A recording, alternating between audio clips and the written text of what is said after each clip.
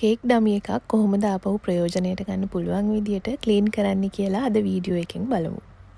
Hi, welcome to Groovy Official YouTube channel. එහෙනම් අපිව subscribe කරපු නැති යාළුවෝ ඉන්නවා නම් ඉක්මනට subscribe කරලා bell icon එක click කරන්නත් අමතක කරන්න එපා. එහෙනම් අපි ඉක්මනටම යමු කොහොමද මේක කරන්න කියලා වීඩියෝ එකට.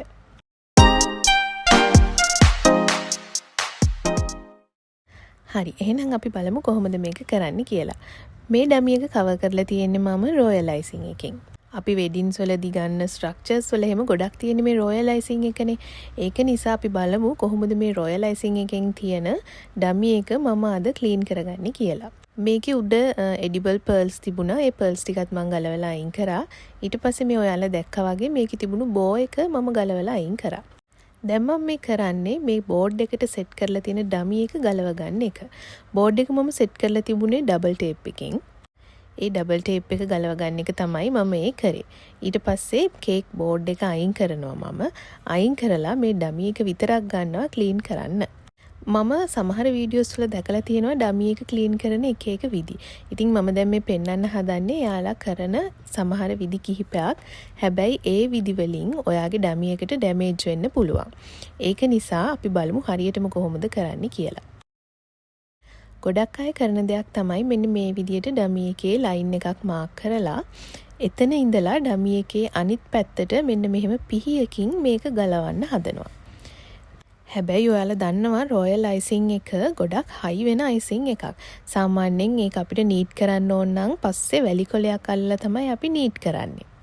ඉතින් එච්චර හයියට තියෙන රොයල් අයිසිං එකක් මේ විදියට ඩමි එකෙන් පිහියක් පාවිච්චි කරලා ගලවන්න ගියොත් ඔයාගේ ඩමි එකේ කෑලි ගලවෙනවා. මම ඒකත් වෙන්නේ කොහොමද කියලා ඔයාලට පෙන්නන්නම්. ඔන්න බලන්නකෝ මම දැන් පිහිය මේ විදිහට පාවිච්චි කරලා මෙහෙම කොටසක් අයින් කරනවා. එතකොට ඩමි එක කැඩෙන්න පුළුවන් ප්‍රවණතාවය වැඩි. ඒක නිසා අපි සේෆ් විදියට කොහොමද මේක රිමූව් කරන්නේ කියලා බලමු. මම මේකට පාවිච්චි කරන්නේ මෙන්න මේ වගේ ලොකු බේසමක්. ඩමි එකට වැඩිය ලොකු බේසමක් මම පාවිච්චි කරන්නේ. ඔයාලට තියෙන විදියට බේසමක් පාවිච්චි කරන්න පුළුවන්. ඊළඟට හොඳට උණු කරපු නටපු වතුර අපි මේ ඩමි එක උඩට දානවා. මේක බොහොම පරිස්සමෙන් කරන්න ඕනි මොකද අපි උණු වතුරත් එක්ක තමයි මේ ගනුදෙනු කරන්නේ. ඔයාට පොඩි බබාලා හැම ඉන්නව නම් එයාලා පැත්තකින් තියලා මේ වැඩේ කරන්න පටන් ගන්න. හරි, දැන් ඔයාලට පේනවා ඇති මේ රොයල් අයිසිං එක උණු වතුරට හොඳට මෙල්ට් වෙලා කොහොමද අයිසිං එක බේරිලා යන්නේ ඩමි එකෙන් කියලා. ඩමි එක හොඳට ක්ලීන් වෙනවා. ඊට පස්සේ අපි මෙහෙම උණු වතුර දාලා ඉවර කරලා මේ ඩමි එකේ දැන් අපි උඩට විතරේ උණු වතුර දැම්මේ. හැබැයි වටේට තව අපේ අයිසිං කොටස් ඉතුරු වෙලා තියෙන්න පුළුවන්.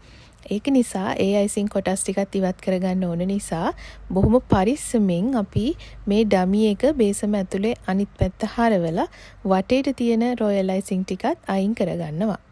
මම මෙතන පාවිච්චි කරන්නේ පිහිය. හැබැයි ඔයාට පුළුවන් අපි දන්නවා හීට් රෙසිස්ටන්ට් ග්ලව්ස් තියෙනවා. ඒ වගේ ග්ලව්ස් දෙකක් දාගෙන හරි ඔයාට මේක කරන්න පුළුවන්. මොකද උණු වතුරට ඩමි එක රත් උනේ නැති වුණාට මේ අපි වැඩ කරන්නේ උණු වතුරත් එක්ක නිසා. ඊට පස්සේ මේක අපි උණු වතුරෙන් හොඳට පෙඟුනට පස්සේ එළියට අරගෙන ඇල් වතුරෙනුත් මේක අපි හොඳට සෝදන්න ඕනි. එහෙම සෝදද්දී ඔයාලා මේක ගොඩාක් අතුල්ලන්න යන්න එපා. මොකද රිජි ෆෝම් එක දැන් පෙඟිලා තියෙන්නේ හොඳට උණු වතුරයි ඇල් වතුරයි දෙකෙන්ම. ඒක නිසා බොහොම පරිස්සමට මේක හිමිහිට අතුල්ලලා ඇල් වතුරෙන් සෝද ගන්න ඕන. ඊට පස්සේ මේක අවුවේ තියලා ඔයාට වේල ගන්න පුළුවන්. පිටරට කෙනෙකුට නම් ඔයාට ඩිෂ් වොෂර් එකක් තියෙනවා නම් ඒකේ දාලා අපිට මේක ක්ලීන් කරගන්න, වේල ගන්න ඔක්කොම කරගන්න පුළුවන්. ඉතින් ලංකාවේ ඉන්න ගොඩාක් අයට එහෙම පහසුකම් නැති නිසා අපිට මේක උණු වතුරෙන් සෝදලා, ඇල් වතුරෙන් සෝදලා ඊට පස්සේ අවුවේ තියලා වේලලා ගන්න පුළුවන්. ඉතින් මේ තියෙන්නේ මේ විදිහට මම ක්ලීන් කරගත්ත මගේ ඩමි එක ආපහු කේක් නිර්මාණයක් කරද්දී කිසිම ප්‍රශ්නයක් නැතුව මට මේක භාවිතයට ගන්න පුළුවන්. මේ වීඩියෝ එක ඔයාට වැදගත් කියලා හිතෙනවා නම් කමෙන්ට් එකක් දාන්න අමතක කරන්න එපා. යාළුවන්ටත් බලන්න, ෂෙයා කරන්න. බයි.